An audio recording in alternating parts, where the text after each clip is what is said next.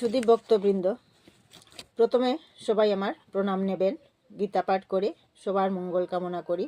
সবাই ভালো থাকুন, সুস্থ থাকুন। সবাইকে এইটুকু বলতে পারি, হিংসাচারণ মেসেজে কেন আসছেন, কমেন্ট বক্সে আসুন। সবাইকে একটু ভালোবাসা দেওয়ার চেষ্টা করুন। জয় গীতা, জয় গীতা, জয় গীতা। আজ গীতার তৃতীয় অধ্যায়ের শ্লোক 2। এই শ্লোক থেকে আমরা জানব যে সংসারের সব কাজকর্ম দায়িত্ব কর্তব্য করে ঈশ্বরকে লাভ করা যায়। সব কিছু ছেড়ে একমাত্র ভগবানকে ডাকলে ভগবানকে পাওয়া যায় না। জয় শ্রীকৃষ্ণ। জয় গীতা, জয় গীতা, জয় গীতা। তৃতীয় অধ্যায় শ্লোক 1 নম্বর।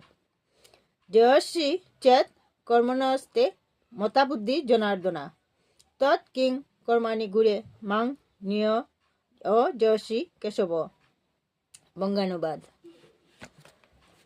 অর্জুন বলিলেন, হে জনার্দন, হে কেশব, যদি তোমার মতে কর্ম অপেক্ষা ভক্তি বিষয়িনী বুদ্ধি শ্রেষ্ঠতর হয়, তাহলে এই ভয়ানক যুদ্ধে নিযুক্ত হওয়ার জন্য কেন আমাকে প্ররোচিত করছ?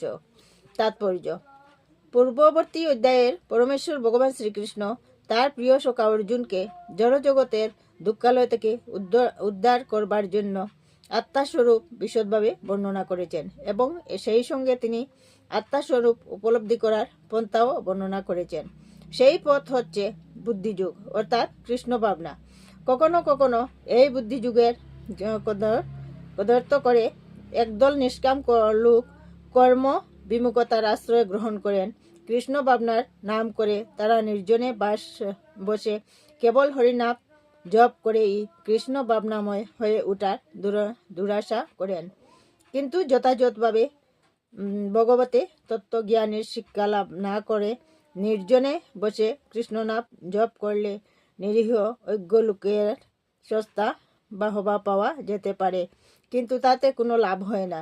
অর্জুনও প্রথমে বুদ্ধিযুগ ও ভক্তিযুগকে এই কর্মজীবন থেকে অবসর নেওয়ার নামান্তর বলে বিবেচনা করেছিলেন এবং মনে করেছিলেন নির্জন অরণ্যে কৃচ্ছেদ সাধনা ও তপস্যাচার্য জীবনযাপন করবেন।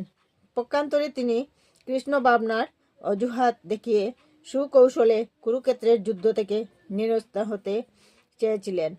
কিন্তু নিষ্ঠাবান শিষ্যের মতো যখন তিনি তার গুরুদেব ভগবান শ্রীকৃষ্ণকে তার কর্তব্য সম্বন্ধে জিজ্ঞাসা করলেন, তখন ভগবান শ্রীকৃষ্ণ এই তৃতীয় অধ্যায়ে তাকে কর্মযুগ বা কৃষ্ণ ভাবনাময় কর্ম সম্বন্ধে ব্যাখ্যা করেন। জয় শ্রীকৃষ্ণ।